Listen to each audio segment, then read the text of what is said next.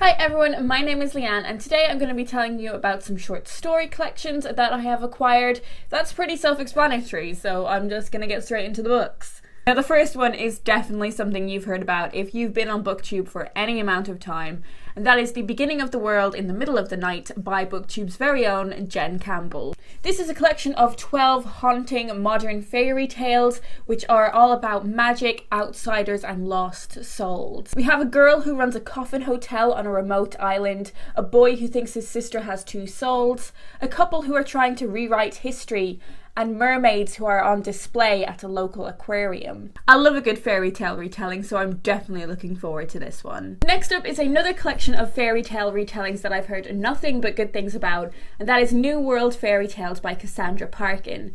Now, this collection takes 6 of the Brothers Grimm's fairy tales and retells them in contemporary America. We're going everywhere from Manhattan to the remote Blue Ridge Mountains. We are going to the swamps in Louisiana and all the way to the glamour of Hollywood. This is a collection for adults and it brings out some of the very adult themes that can be found in the fairy tales that we tell to children. Next up I have Her Body and Other Parties by Carmen Maria Machado. This is a collection that really blurs genre boundaries, so blurring between realism and science fiction, between comedy and horror. It's a collection of stories that are about women's bodies and the violence that is often inflicted upon them. These stories are meant to be explosively original and that gets me so excited to read them. I've actually already read the first couple and I absolutely loved them. In particular, I think it was the second one, which is all about a woman's sexual encounters as a plague consumes humanity. I've heard nothing but good things about this one. Next up I have Hiromi Kawakami's collection Record of a Night Too Brief,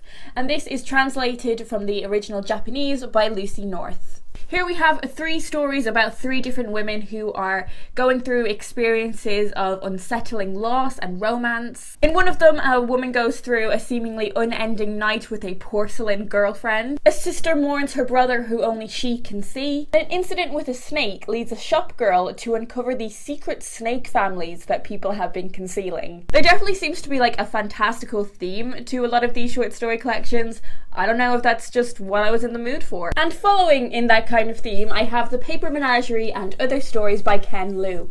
By the way, menagerie is one of my favourite words of all time. I don't really know much about the actual stories in this other than they are must-reads for science fiction and fantasy fans.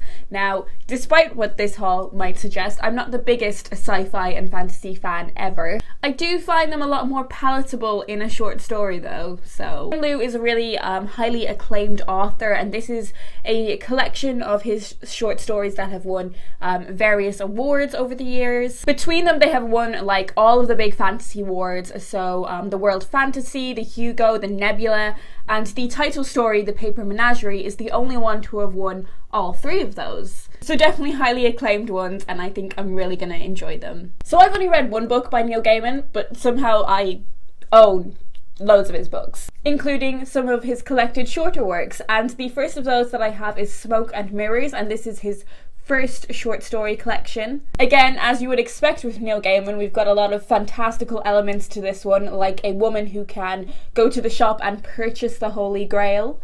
A frightened young boy has to barter for his life with a troll that lives under the bridge by the railway tracks.